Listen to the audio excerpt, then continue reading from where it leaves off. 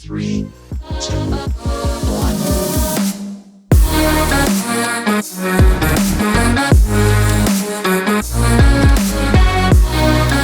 Hello and welcome to the second last episode of Trees 3 for Season 1 here on Sports Tree Ltd.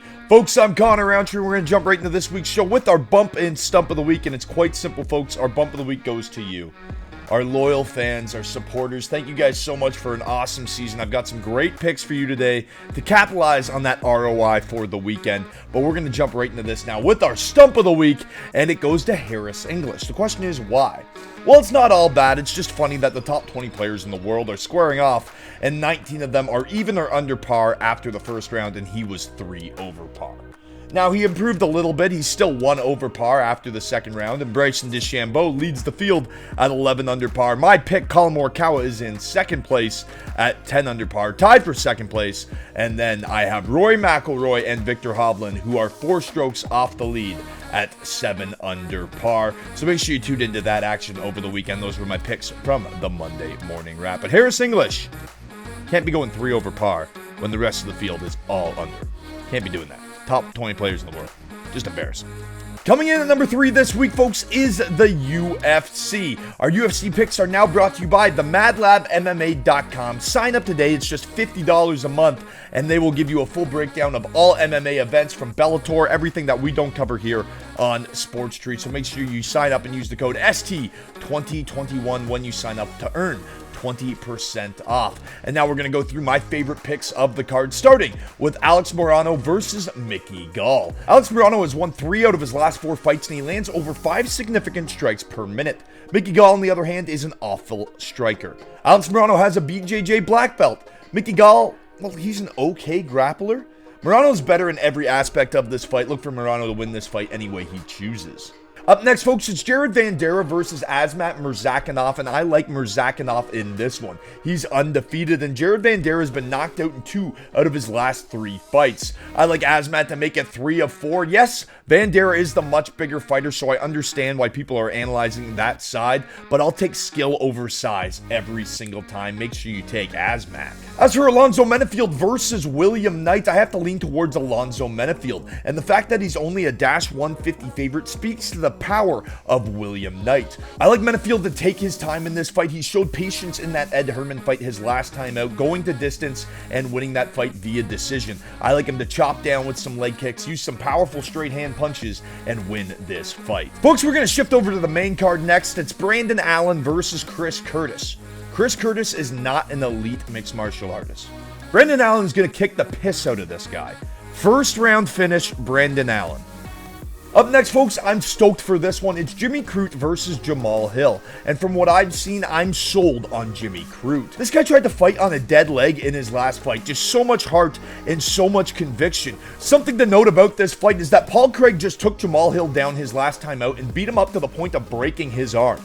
Jimmy Crute took down Paul Craig and submitted him. Paul Craig is an excellent submission artist. Jimmy Crute finished him on the ground.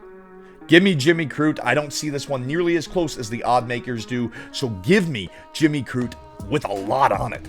All the toppings. In a battle of UFC veterans, folks, Clay Guida squares off against Leonardo Santos, and I like this fight to go over the 1.5 rounds. Clay Guida, you just can't knock that guy out. He's gone to distance in 3 out of his last 4 fights, and Santos has seen the 4th minute of the 5th round in 3 out of his last 4 fights. I like these older guys to swing through the fences in an entertaining fight that goes over 1.5 rounds. In the co-main event, it's Brad Riddell versus Rafael Fiziev, and both these guys average over 2 rounds of octagon time per fight. I like both of them to feel each other out early, with Fiziev getting the better of the early exchanges, but as the fight goes on, I like Riddell and his cardio to finish this fight strong. I like this to be another excellent fight that goes over 1.5 rounds from 2 extremely talented contenders. For the main event, folks, it's going to be a striking fiasco. It's Rob Font versus Jose Aldo. Rob Font brings that classic American stick 'em and move boxing, while Jose Aldo is a masterclass Muay Thai striker. So what's going to give?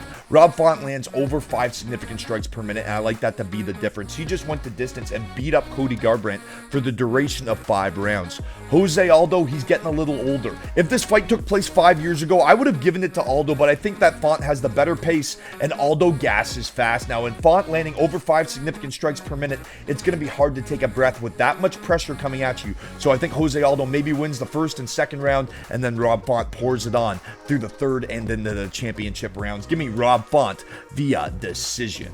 Coming in number 2 this week, folks, is Formula One racing, and the F1 drivers had their first crack at the Jeddah Corniche circuit on Friday, the host site for the Saudi Arabian Grand Prix. Lewis Hamilton set the pace through both the practice times on Friday, securing the fastest lap of the day. The Englishman seems comfortable on this track, saying it was a beautiful drive, and I quote. Teammate Valtteri Bottas had the second quickest time through the second practice session, and with just one race remaining after this weekend, Mercedes has given themselves a real shot at winning the inaugural pole at Jeddah, and in turn setting themselves up nicely to win the 2021 Constructors' Championship. On another track that's a relatively unknown entity, I have to ride with what is and has always been in a confident Lewis Hamilton come Sunday. Coming in number 1, folks, this week on Trees 3, it's the NFL season. We're going to start it off with some NFL football. It's the Colts versus the Texans, and Jonathan Taylor leads the NFL with 1,205 rushing yards this season. He's averaging 5.8 yards per carry, and Houston has allowed 135.6 rush yards per game, the second most in the NFL with 4.5 yards per carry. Yikes. Carson Wentz has also looked solid, averaging 232.5 passing yards per game with 21 touchdowns and 5 interceptions in 2021. In contrast, the Texans have the league's worst rushing offense, and they've also scored fewer than 10 points in 5 games this season, the most in the NFL. However, they have looked better under the direction of Tyrod Taylor, who has led them to their only 2 wins this season. With that said, the Colts are the better team through and through and need this one to stay relevant in the postseason dance. Give me the Colts to win this one come Sunday. The Vikings visit the Lions, and the Lions have another nice opportunity to win another home game after another crushing defeat. The Vikings have allowed 400 plus yards in 4 games since week 8. No other team has given up more than 400 yards twice in that span. The problem is the Lions have scored fewer than 20 points in 10 straight games, their longest streak since 1942. Kirk Cousins is 7-0 versus the Lions since joining Minnesota in 2018, and he's 31-15-1 in his career versus teams that have entered the game below 500. He just beats up on inferior opponents like the Lions. I like the Vikings to win this game without Delvin Cook come Sunday. The Tampa Bay Buccaneers sail up to Atlanta to visit the Falcons, and simply put, the Tampa Bay Buccaneers are a very good football team. The Atlanta Falcons are a very bad football team. To help paint that mental picture, folks, here's a very telling stat. Tampa Bay has a plus 94 point differential this season, the 4th highest in the NFL. Atlanta, on the other hand, has a negative 103 point differential, the 5th lowest in the NFL. A large part of that lack of Falcons' success is Matt Ryan. Matty Ice has thrown for less than 200 yards in 3 straight contests for the first time since his rookie season. In contrast, Tom Brady is undefeated against the Falcons in his career and is 3-0 since joining the Bucs. Make sure you take the Bucs come Sunday. The Jacksonville Jaguars head out to the West Coast to face the Los Angeles Rams, and the Rams are going to simply pulverize them. Yes, the Rams have lost 3 straight games, but is there a better momentum boost opportunity than the Jags at home? I think not. If you can't score, you can't win. The Jaguars have scored fewer than 20 points in 8 games this season. In contrast, the Rams have over 30 points in their first 8 games of the season. I like LA to get that first 8-game swagger back and win this game against the Jags.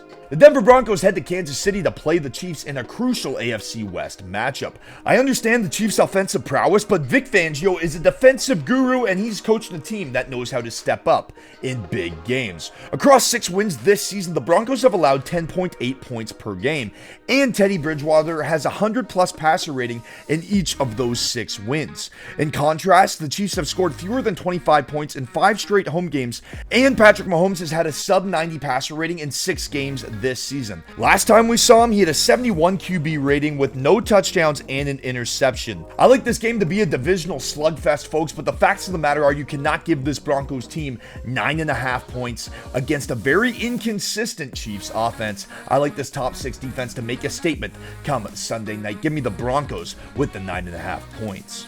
All right, folks, we said it earlier in the show. This is the second last episode of the first season of Trees 3 here on Sports Tree LTD. That means this is your last opportunity to answer this trivia question to get your name in to win a pair of tickets to see your favorite NBA or MLS teams play live.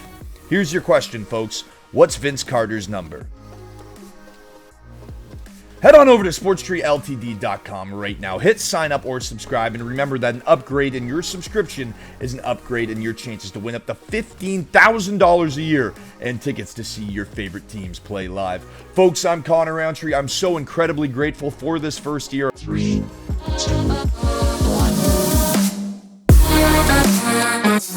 1.